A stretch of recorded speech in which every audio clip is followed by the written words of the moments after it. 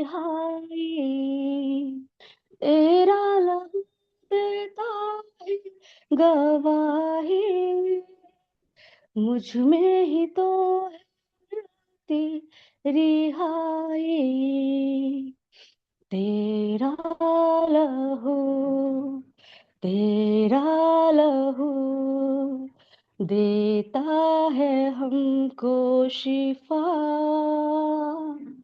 तेरा लहू यीशु, तेरा लहू करता है पाप क्षमा।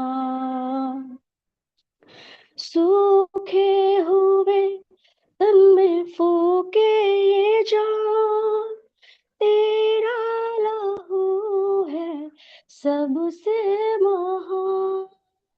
सूखे हुए तन में फूके ये जान, तेरा लहू है सबसे महान। तेरा लहू है सबसे महान। जिंदा लहू, जिंदा लहू मुर्दों में फूके है जान। तेरा लहू यीशु, तेरा लहू करता है पाप क्षमा। तेरा लहू देता ये गवाही, मुझ में ही तो है मिलती रिहाई। तेरा लहू देता ये गवाही, मुझ में ही तो है मिलती रिहाई। तेरा लहू, तेरा लहू देता है हमको शिफा। तेरा लहू यीशु, तेरा लहू करता है पाप क्षमा। बहता लहू ये कहता है आज, ले लो मुझे और पालो शिफा। बहता लहू ये कहता है आज, ले लो मुझे और पालो शिफा। ले लो मुझे और पालो शिफा। बहता लहू, बहता लहू देता है हमको शिफा। तेरा लहू यीशु, तेरा लहू करता है पाप क्षमा। करता है पाप क्षमा। Thank you Lord.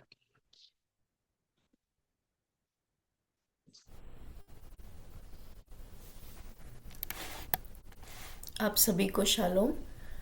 और जिस कल हमने देखा था कि प्रभु यीशु मसीह ने क्रूस पर हम 7 वचन देख रहे हैं, जो प्रभु 7 वाणी जो प्रभु यीशु मसीह क्रूस पर कहे थे। कल हमने पहला देखा था कि उन्होंने कहा कि हे पिता, इन्हें क्षमा कर, क्योंकि ये नहीं जानते कि ये क्या कर रहे हैं।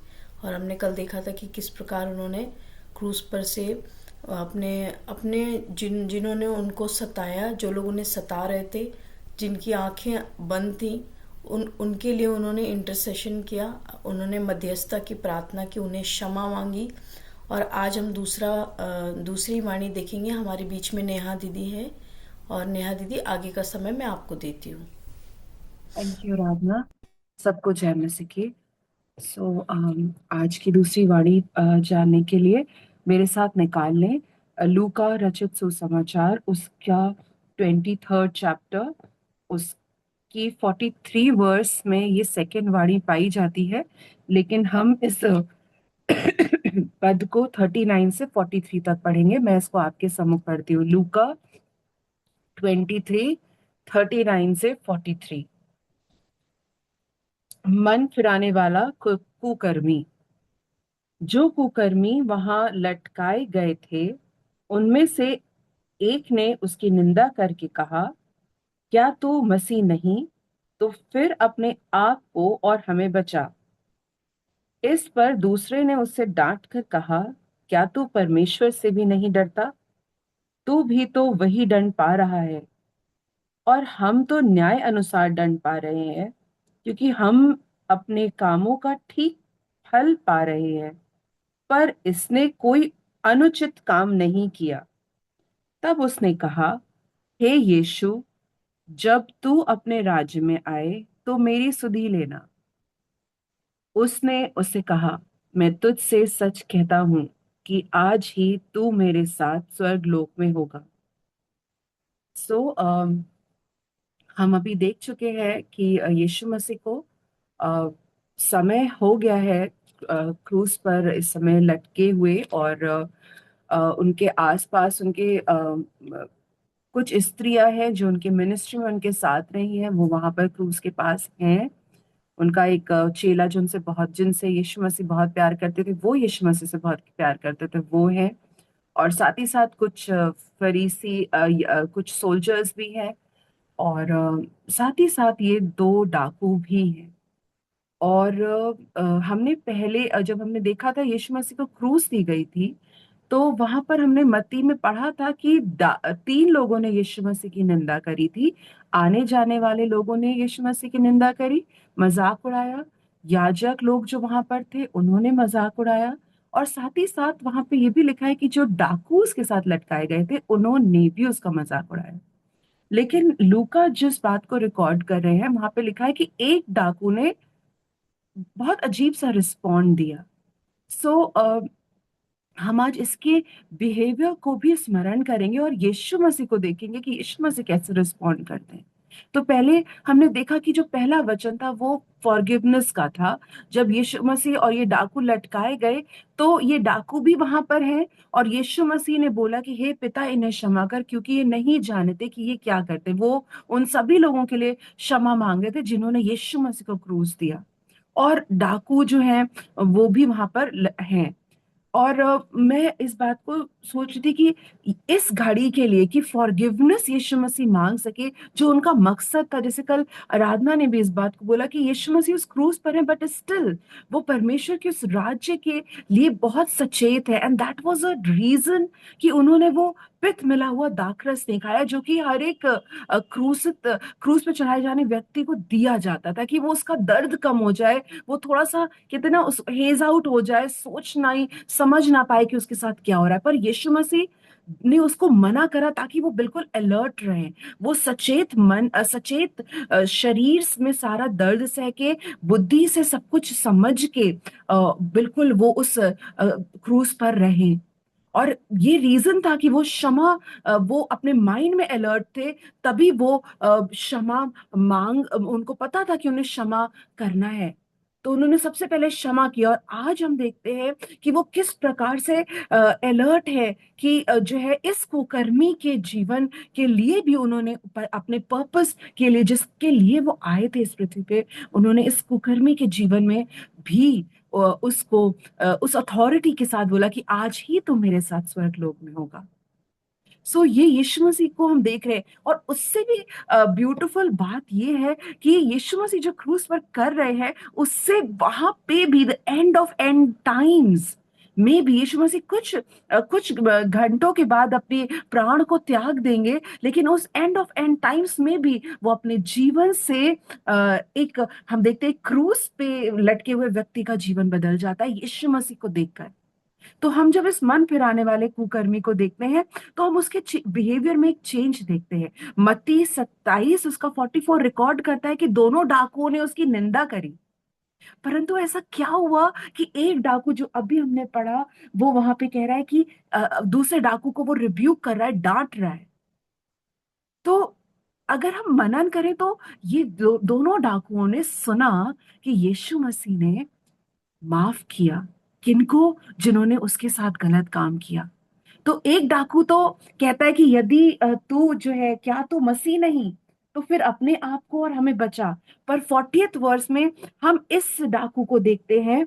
ये इसकी कुछ क्वालिटीज है, जो 5 चीजें मुझे लगा जिसके वजह से लाइक नो यीशु मसीह ने भी उसके जीवन में वो परिवर्तन को देखा, और फिर यीशु मसीह ने उसको फाइनली बोला कि तू आज ही मेरे साथ स्वर्ग लोक में होगा। तो पहली बात हम देखते हैं कि वह जो है परमेश्वर की इज्जत करता है, रिस्पेक्ट करता है। भले ही वो प्रभु को जानता नहीं है, लेकिन तब भी वो कहता है 40 वर्ष में वो अपने दूसरे सहकर्मी को डांट के कहता है, क्या तू परमेश्वर से भी नहीं डरता? ये डाकू भी नहीं डरता है, क्योंकि अगर डरता होता तो वो गलत काम नहीं करता और उसको ये सजा नहीं मिलती। लेकिन बट इस समय वो जान रहा है कि वो मतलब जो इसका सहकर्मी है वो परमेश्वर की निंदा कर रहा है, एंड वो अपने आप को रिफ्रेम करता है। वो कहता है मैं नहीं, क्या तुम, वो इससे पता चलता है कि वो प्रभु की इज्जत कर रहा है। सो 40th वर्स बताती है कि ये जो व्यक्ति है जिसने बोला यीशु मसीह से एक आग्रह किया अपने जीवन के लिए, तो उसके जीवन में हम ये पहला चीज पाते हैं। दूसरा 41 वर्स में वो ये जानता है, वो अपने पापों के विषय में जानता है। वो कहता है हम तो न्याय अनुसार दंड पा रहे हैं, क्योंकि हम अपने कामों का ठीक फल फल पा रहे हैं। सो वो यहाँ पे कहता है कि हमें पता है, मुझे पता है कि मैंने गलत किया है, और जो मैंने गलत किया उसकी वजह से मतलब जो मेरे साथ हुआ है, जो मेरे को ये क्रूस दी गई है, वो सही है। तो वो अपने अपने पापों के लिए इग्नोरेंट नहीं है। पहला, वो प्रभु को रिस्पेक्ट कर रहा है। दूसरा, वो अपने पापों के लिए इग्नोरेंट नहीं है, वो जानता है कि उसने पाप किया। और तीसरा, वो ये भी जान रहा है, वो यीशु मसीह के विषय में भी जान रहा है। वो ये कह रहा है, पर इसने कोई अनुचित काम नहीं किया। वो यीशु मसीह के लिए भी कह रहा है कि इस व्यक्ति ने कोई अनुचित काम नहीं किया। वो हो सकता है उसने सुना हो सकता है उसने यीशु मसीह के बारे में सुना कि कोई ऐसा व्यक्ति यरूशलेम की सड़कों पे, गलील में मूव कर रहा है, चल फिर रहा है, जो लोगों को चंगाई दे रहा है। पर उसने सोचा कि मुझे उससे क्या करना है। लेकिन आज जब वो यीशु मसीह के साथ है और जब यीशु मसीह को क्षमा करते हुए देख रहा है, तो उसके हृदय को ये बात छुई है। हालांकि ये कहीं रिकॉर्डेड नहीं है, पर ये बात मेरे हृदय में आई कि उसने इस बात को सुना कि ऐसा कौन हो सकता है कि जिसके साथ कोई गलत करे वो उसे क्षमा करे। तो इस बात में वो जान पा रहा है कि इसने कोई गलत काम नहीं करा। 42 वर्स में वो यीशु मसीह को पुकारता है। वो रिकग्नाइज करता है कि हे यीशु, वो रिकग्नाइज करता है कि मतलब काइंड ऑफ वो उनको पुकार रहा है कि हाँ, अब मैं मान रहा हूं कि आप परमेश्वर के पुत्र हो। वो इस बात को रिकग्नाइज करा और कहता है जब तू अपने राज्य में आए। वो ये भी मान रहा है कि यीशु मसीह जो है, अब जब ही इज वो परमेश्वर के पुत्र हैं, और वो अपने राज्य में वापस आएंगे। और तब वो बस इतनी सी बात कहता है, जब आप अपने राज्य में आए तो आप मेरी सुधि लेना। इससे पता चलता है कि वो यीशु मसीह को बुला रहा है। ये चौथी बात थी, he is calling out to, इस एंड ऑफ एंड टाइम्स में भी वो यीशु मसीह को पुकार रहा है। एंड वो कहता है आप मेरी सुधि लेना, जब तो आना तो मेरी सुधि लेना। ही इज बिलीविंग कि यीशु मसीह जो कह रहे हैं वो वह करेंगे। वो उन जो उसने सुना होगा अपने अपने जब वो पृथ्वी पे वो गलत कामों को कर रहा होगा, उसने सुना होगा, तो कह रहा है यीशु मसीह जो कह रहे हैं वो करेंगे। वो विश्वास कर रहा है। और उसके बाद 43 वर्स में हम यीशु मसीह का रिस्पॉन्स देखते हैं।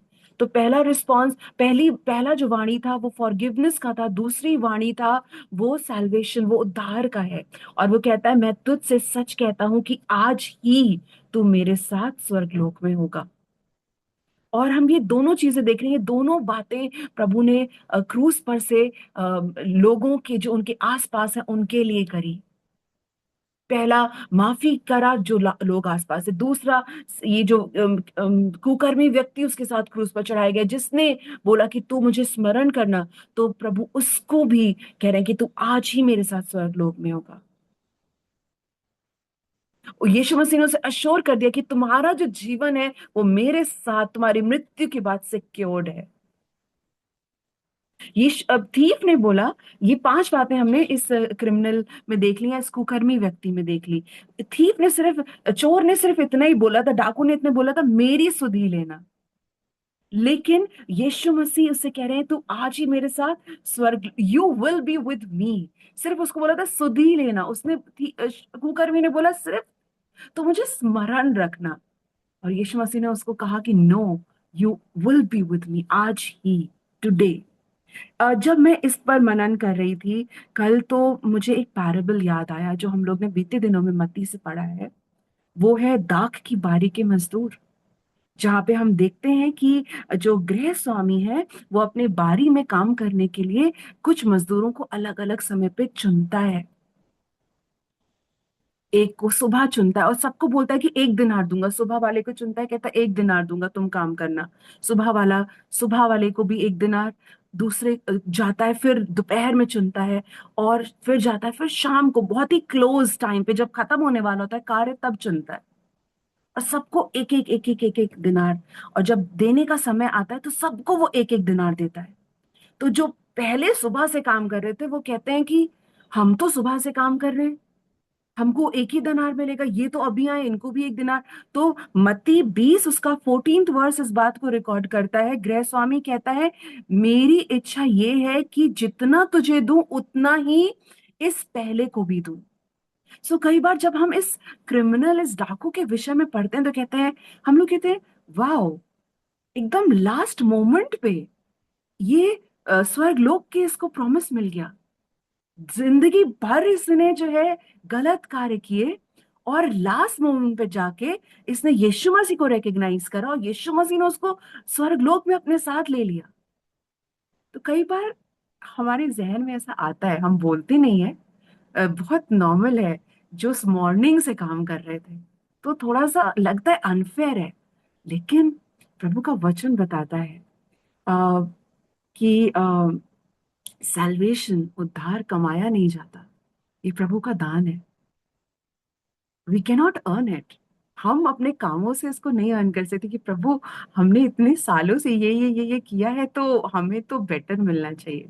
वो ब्लेसिंग है, डेफिनेटली है। जब हम प्रभु के साथ जल्दी शुरुआत करते हैं तो वो आशीष हमें स्वर्ग में मिलती है। बट उद्धार के लिए हम ये नहीं कह सकते कि because I have been very good Jesus, मैंने बहुत अच्छा किया है तो लाइक नो, मेरी ग्रेडिंग अच्छी होनी चाहिए। इट इज गॉड्स विल, ये प्रभु का दान है। इसके लिए हम निकाल लेंगे इफिसियों की पुस्तक और उसका दूसरा चैप्टर। इफिसियों उसका दूसरा चैप्टर और उसकी 8th और उसकी 9th वर्स को मैं आपके सम्मुख पढ़ूंगी। इसमें लिखा है, क्योंकि विश्वास के द्वारा अनुग्रह से ही ही से तुम्हारा उद्धार हुआ है, ये तुम्हारी ओर से नहीं वरन परमेश्वर का दान है। हालेलुया। ये बात बता रहा है कि उद्धार जो है प्रभु का दान है। एंड 9th वर्स कहती है, और ना कर्मों के कारण होता है। तो very well adapted, very well written. यहाँ पे बहुत ही सुंदर तरीके से पवित्र आत्मा ने पौलुस के द्वारा लिखवाया है कि ये कर्मों के कारण नहीं हुआ है। तो ये जो कुकर्मी व्यक्ति को सैल्वेशन एट द लास्ट, कहते हैं डेथ बेड पे मिला, वो उसके कामों के कारण नहीं था। ये पूर्णतः परमेश्वर का दान था जो उस पर प्रकट हुआ। और आगे भी लिखा है कि क्यों ऐसा है, क्यों उद्धार जो है कर्मों के कारण नहीं है। इसलिए ऐसा ना हो कि कोई घमंड करे, ऐसा ना हो कि कोई घमंड करे कि मेरे काम उस व्यक्ति से ज्यादा अच्छे हैं, और या वो व्यक्ति लेस डिजर्विंग है, मैं मोर डिजर्विंग। सो प्रभु का वचन हमने इस बात के लिए देखा कि ये प्रभु की इच्छा थी। सो मुझे अच्छा लगा इस बात को जान के।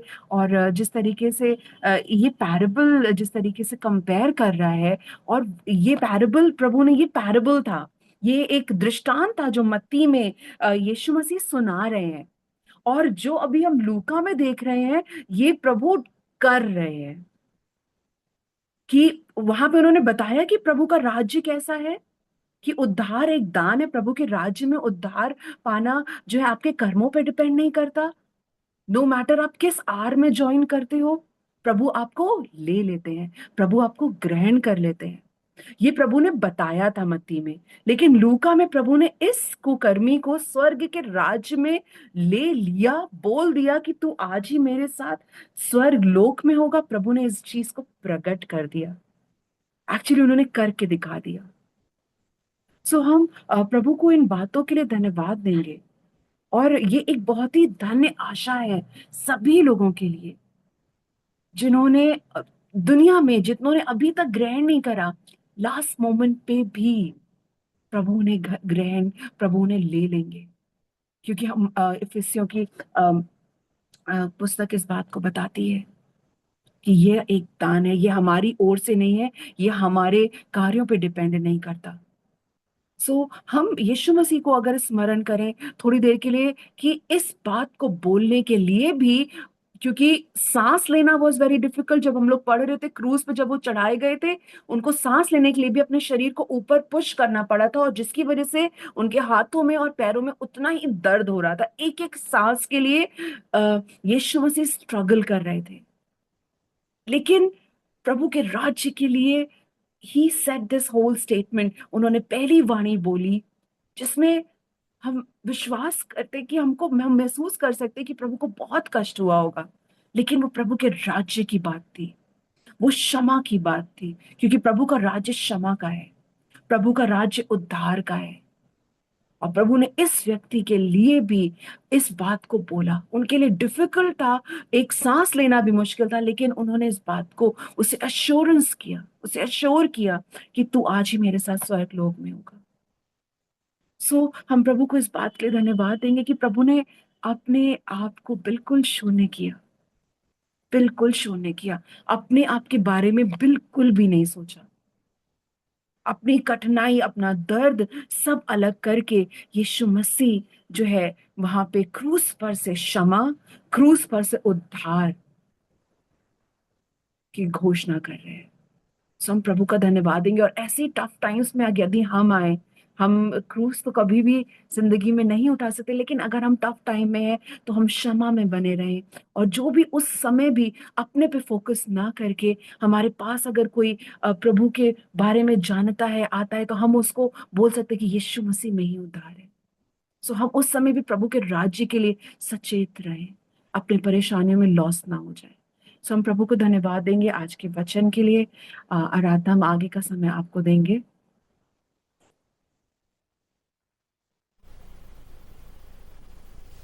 तो आइए प्रार्थना करेंगे हम कि जिस प्रकार न्यायाधीश ने बोला कि इस प्रकार का यदि समय हमारे जीवन में आए, जबकि क्रूस तो उठाना नहीं है, लेकिन हाँ, हर दिन जो प्रभु ने कहा जो कोई मेरे पीछे आना चाहे वो अपना क्रूस उठाए और अपने आपे से इनकार करे।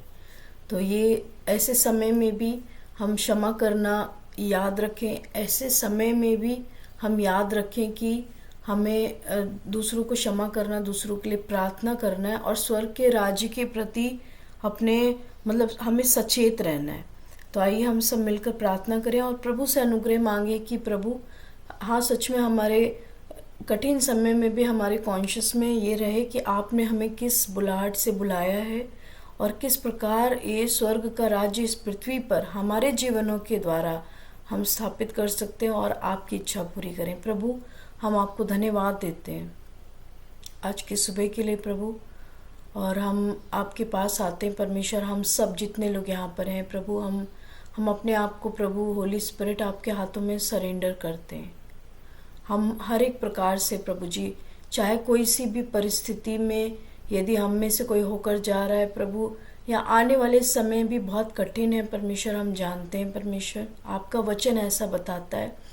आपको हम धन्यवाद देते हैं कि आपने उस क्रूस के ऊपर प्रभु यीशु मसीह आपने ये करके बताया कि क्षमा करना, और किस प्रकार आपने उस कुकर्मी की प्रार्थना सुनी प्रभु यीशु मसीह। प्रभु, हम प्रार्थना करते हैं कि हमारे जीवन के कठिन समय में भी प्रभु हमें अनुग्रह दीजिए परमेश्वर, हमें हमारे कॉन्शियस में रहे प्रभु कि किस प्रकार आपने अपने वचन के द्वारा प्रभु हमें सचेत किया है, ताकि उस वचन के द्वारा प्रभु यीशु मसीह उसको याद करने के द्वारा हम ना सिर्फ सुनने वाले, परंतु जब भी हमारे जीवन में वो परिस्थिति आती है प्रभु, हम प्रैक्टिकली भी प्रभु उसको कर सकें, जैसा आपने प्रभु करके दिखाया। प्रभु, आपने क्षमा किया, आपने प्रार्थना सुनी प्रभु यीशु मसीह, और आपने हर एक प्रकार से प्रभु बताया कि किस प्रकार आपके जहन में वो बात हर समय रही कि स्वर्ग का राज्य इस पृथ्वी पर आना है। प्रभु हम प्रार्थना करते हैं हम में से हर एक को वो आपने चुना है प्रभु, हम धन्यवाद देते हैं। और वो इंस्ट्रूमेंट प्रभु आप हम में से हर एक को बनाएं कि प्रभु हम आपको भाएं परमेश्वर, अंत तक, अपने जीवन के अंत तक हम लोग धीरज धरें, विश्वास रखें प्रभु जी।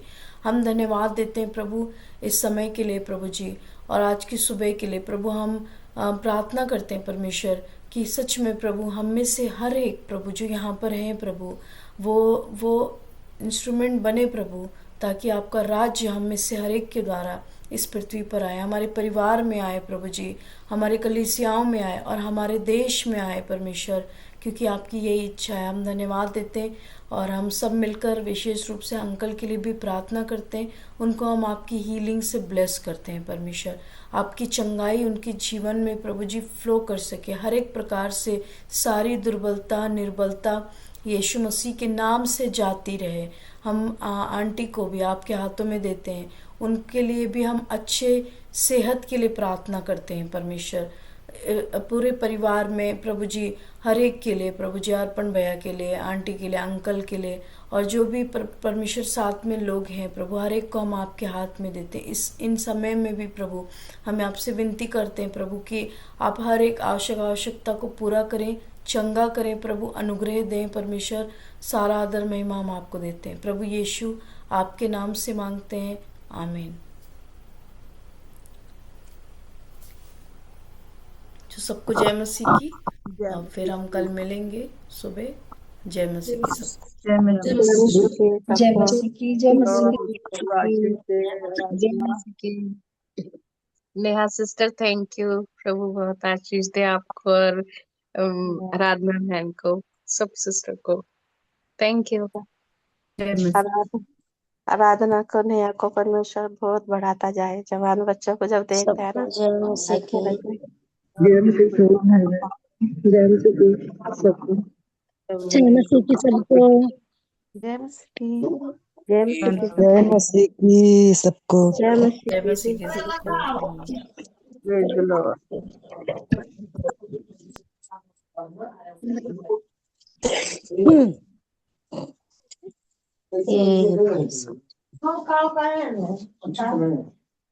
कुछ नहीं कही से। अले ओ बोलिए, चलो आइए, तो बहुत जरूरी है।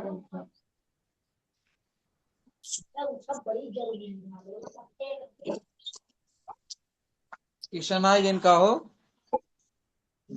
हाँ?